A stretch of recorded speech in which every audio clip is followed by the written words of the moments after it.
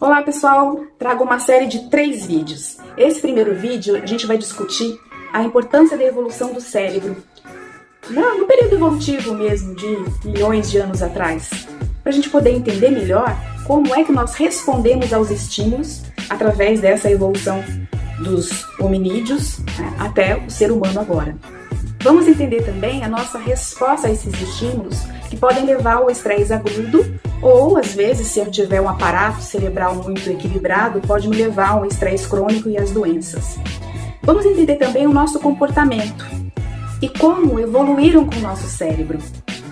As ações mais refinadas, como a arte, música, dança, evoluíram a partir da evolução também do nosso cérebro. A ciência responsável por esse estudo todo é a filogenética. Ela estuda a evolução do sistema nervoso central e também as estruturas particulares do cérebro que foram evoluindo ao longo do tempo. Estruturas essas relacionadas com comportamento, com aprendizado e também que caracterizam o ser humano. Não dá para falar de comportamento sem falar de sistema límbico. As estruturas límbicas, elas foram se colocando no topo do sistema nervoso de nossos ancestrais. Então nós temos um cérebro reptiliano e sobre ele um cérebro dos mamíferos. E ainda sobre, né, esses dois que eu disse anteriormente, se coloca o córtex. E esse desenvolvimento cortical, ele se deu por camadas. Nós temos dispostas camadas de neurônios, e esses neurônios oferecem uma base estrutural que possibilita uma discriminação fina. Então, as funções sensitivas, cognitivas, vão se dar nessa camada mais externa, que é típica do ser humano. Ali está toda a complexidade das funções motoras, intelectuais, que são características do ser humano. A fala, por exemplo, é só nossa, é só do ser humano. O conhecimento da evolução do sistema nervoso à luz da filogenética tornou possível o conhecimento das estruturas encefálicas, tornou possível a correlação e possível também se fazer o caminho desde a entrada do estímulo, o processamento, né? O input, processamento e o output, ou seja, as nossas ações. Tudo isso ao longo desse processo evolutivo e o nosso comportamento também como seres humanos nos diferencia dos animais. Então, bora pro vídeo. Vamos ver as imagens que vão ajudar a explicar o que eu tô falando. Vamos mergulhar aqui no desenvolvimento do cérebro, vamos estudar mais a fundo. E para isso a gente precisa entender as 3 áreas da ciência que estuda esse desenvolvimento do cérebro, né? A primeira é a neuroanatomia, que estuda a síntese e disposição espacial das estruturas, de como elas se relacionam, né? A localização anatômica. A segunda é a ontogenética, que estuda o desenvolvimento a partir da genética, da expressão gênica. E a terceira, é mais interessante, a filogenética, que vai estudar o cérebro, o desenvolvimento dele ocorrido ao longo da evolução das espécies, o que é feito principalmente pela paleontologia e também o estudo da anatomia comparada. Então a gente vai comparar o ser humano, né, com os outros animais. A filogenética das estruturas nervosas é muito útil porque possibilita que a gente entenda o aparecimento, o desenvolvimento de estruturas que foram ao longo do tempo se dispondo, né, se colocando e aumentando esse volume cerebral, né, e não só essas estruturas anatômicas, né, que foram se desenvolvendo, mas tornaram também possível algumas características do comportamento do ser humano se comparado com os animais. A filogenética, então, tem uma visão progressiva das complexidades nervosas. Então, começa com uma complexidade menor, né, e vai se ampliando ao longo do desenvolvimento evolutivo e trazendo também características comportamentais que nos diferenciam os animais entre si, né?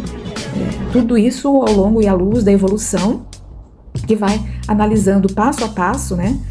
E trazendo também discussões acerca da consciência, do psiquismo, né? Vai fazer aí um paralelo entre todas essas espécies, né? A consciência do ser humano é diferente do grau de consciência, de autoconsciência, né? Consciência também do outro, que não existe em outros animais.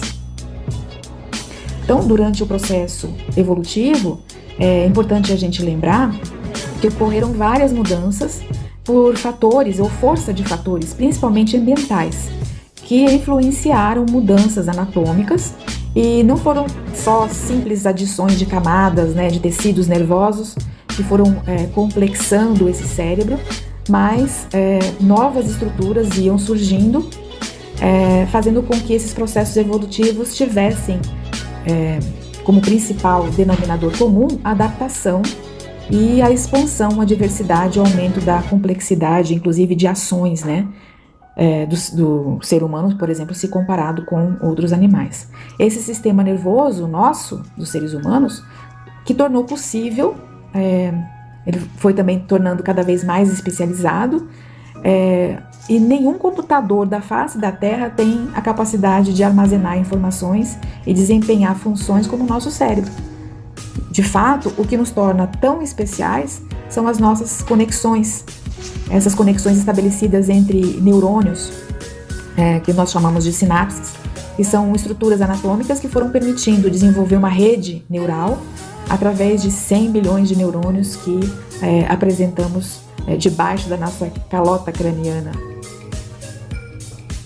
Essa calota craniana que vocês estão vendo aí no desenho é diretamente proporcional ao número de neurônios, né? Então, quanto mais caloria eu consigo extrair do meu alimento, com o Homo erectus, os alimentos cozidos são muito mais fáceis de serem digeridos e assim fornece muito mais caloria do que os alimentos crus. E essa energia e tempo livre, né, abria margem para ele ter mais tempo livre para atividades sociais, atividades artísticas, para reflexão, para momentos de reflexão. E assim, a evolução teria favorecido o aumento também no número de neurônios conectados em redes. Outra teoria seria da mudança genética, que ocorreria também durante o desenvolvimento de um cérebro, durante a evolução dos homens e dos chimpanzés. Existem alguns genes expressos durante o desenvolvimento, mostrando uma complexidade maior nos seres humanos, que se diferenciam, né, dos chimpanzés. O que prova essa diferença evolutiva e no funcionamento dos dois hemisférios no homem são os genes que eles expressam, né? O gene LN04 é mais expresso no hemisfério direito durante a 12ª e 14ª semana do desenvolvimento embrionário. O FOXP2 está associado também à fala e a déficit da fala. Então a gente pode observar mutações nesse gene, né, no autismo e na dislexia. O interessante é a gente notar que nos humanos, pássaros, peixes, répteis, roedores, eles vão apresentar essas variações genéticas, principalmente no córtex striatum e no tálamo e no cerebelo. Então a gente vê que as variações dos genes FOXP2 estão presentes nos mais diferentes animais e no homem estão ligados à vocalização. Além disso, vimos que não é só a área Wernicke e Broca que estão ligadas à fala, mas estruturas também do córtex, como tálamo e cerebelo. Outra coisa importante que a gente pode observar nesse desenho aí, que não é o tamanho do cérebro que tem a ver com a capacidade de executar funções mais nobres, né? E sim o número de conexões sinápticas. Se o tamanho do cérebro fosse realmente responsável pelo grau de inteligência de QI, então a gente veria baleia e elefante tão inteligente quanto o homem. Nós, ao longo desse tempo, né, desses milhões de anos, evoluiu então o nosso cérebro de 400 ml para 1500 ml. Os neurônios que vão fazer parte do córtex pré-frontal são os mesmos que fazem parte, por exemplo, do córtex entorrinal, do hipocampo, mas cada um é responsável por uma função diferente. Cada um secreta neurotransmissor específico e dependendo dos genes que vão estar naquele momento expressos. Assim, é possível ver com muita clareza a complexidade do universo, seja do ponto de vista qualitativo, né, com estratégias comportamentais das mais variadas, e quantitativas com um cérebro com mais de 100 bilhões de neurônios. Então, o que é importante também a gente entender é que lá na pequena infância, né, A apoptose vai acontecer de células cerebrais, né, de neurônios, porque cada vez que você estabelece uma conexão, não há necessidade de um número muito grande também de neurônios.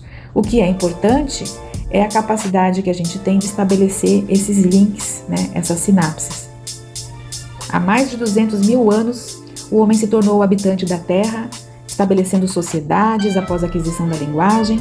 E é importante a gente entender que essa maturação desse cérebro, como diz Paul MacLean, que propôs a teoria dos 3 cérebros, né, esse neurologista que escreveu lá em 1952 a natureza tripartida do cérebro humano, resultado de nossa evolução. Então a gente tem um cérebro reptiliano, um cérebro afetivo e depois o nosso neocórtex. O cérebro, então, é muito complexo, né? E além de triático, ele possui 2 hemisférios, o hemisfério direito, que é um hemisfério mais indutivo, emocional, e o esquerdo mais racional. Segundo ainda teorias, possuímos esses 3 cérebros dispostos em camadas, né, que são 3 estágios evolucionários. O primitivo, capaz de sediar todos os mecanismos de autopreservação, as funções do sistema nervoso autônomo, né? Esse cérebro primitivo é um cérebro que não muda, não aprende com a experiência e está envolvido ali o tronco cerebral, bulbo, ponte, cerebelo, mesencéfalo e medula. Então a gente pode observar a estrutura aqui embaixo. O cérebro reptiliano. Depois nós temos o cérebro dos mamíferos. Ele surgiu há mais de 60 milhões de anos. É responsável pelos instintos emocionais, pelo aprendizado instintivo e pelo comportamento emocional. Ali, esse complexo límbico tem a ver muito com o instinto de rebanho, com o cuidado da prole, com a hierarquia social. E ele é composto pelo esse sistema límbico, o hipotálamo, tálamo, hipocampo e amígdala. Então, a formação hipocampal do ponto de vista funcional, torna-se responsável pela aquisição da capacidade de armazenar informações, tornando possível a memória e o aprendizado. Já a amígdala relaciona funcionalmente, né, com a gênese das emoções. E os animais primitivos, por exemplo, dizem respeito basicamente às reações de alerta, fuga, né, e as vegetativas também, porque tem a ver com o link com o sistema nervoso autônomo. E visa fundamentalmente a sobrevivência e a manutenção das espécies. Já o neocórtex é responsável pelas funções cognitivas, pela linguagem, raciocínio, aprendizado instintivo e o comportamento emocional. Então, tem a ver também com a extrapolação, com os cálculos matemáticos, com a abstração e a criatividade. Então, o poder todo de aprendizado está localizado nesse neocórtex, né, que nós temos aí bem hipertrofiado. Ele é chamado também de neopáleo ou cérebro principal. Com o desenvolvimento desse neocórtex nos mamíferos, há cerca de 230 milhões de anos, a gente foi observando um progressivo aumento do número de complexidade nos estímulos sensitivos gerais, como a sensibilidade tátil, térmica, dolorosa, né? A gustação, a audição e principalmente a visão, que passou, né, quando o homem se colocou em pé e conseguia olhar a longa distância, né? E passou a ser processada então todas essas informações no sistema nervoso central e exigiu também o desenvolvimento de uma estrutura receptora integradora de todas essas referências. E foram assim formando núcleos na base de cada hemisfério cerebral e assim constituiu o que nós chamamos de tálamo, né? Que recebe essas referências todas, se convertem para o tálamo e depois se distribui pelo cérebro como um todo. Então, esse neocórtex, ele se localizou no topo do sistema nervoso, já pré-existente, e abaixo dele, né, situado inferiormente, o tálamo, que é essa região muito importante, responsável pela vida vegetativa, pelo controle neuroendócrino, né, e que foi depois, mais tarde, chamado, localizado na parte inferior do tálamo, chamado de hipotálamo, que vai fazer toda essa conexão. Então, nós temos aí o nosso córtex pré-frontal, né, que nos diferencia então de outros cérebros, essa área pré-frontal, que é nova e nos traz, foi capaz de fazer com que houvesse um desenvolvimento, né, desse ser humano. E ele desenvolve a partir do nascimento, ele vai fazendo as conexões, por isso é importante o estímulo para as crianças, né? E que vai tornando, e os experimentos também, os problemas que vão acontecendo na vida, a gente vai aprendendo a resolvê-los. É uma área bastante flexível e reflexiva, é muito importante a gente saber disso, né? Já o restante é mais estável, né? O cérebro, a área motora é mais estável e instintiva, né? As outras áreas do cérebro dos mamíferos, né? A gente chama de áreas instintivas, e a área mais rígida, que é aquele cérebro primitivo que a gente já havia dito e falado anteriormente. Então, muito obrigada por ter chegado até aqui. Nós estaremos prontos agora para entender melhor a próxima aula, que é do estresse agudo. Depois nós veremos um terceiro vídeo do estresse crônico. Se gostou, compartilhe, se inscreva no canal, curta e comente o vídeo, que eu vou ficar bastante satisfeita se vocês fizerem isso. Obrigada!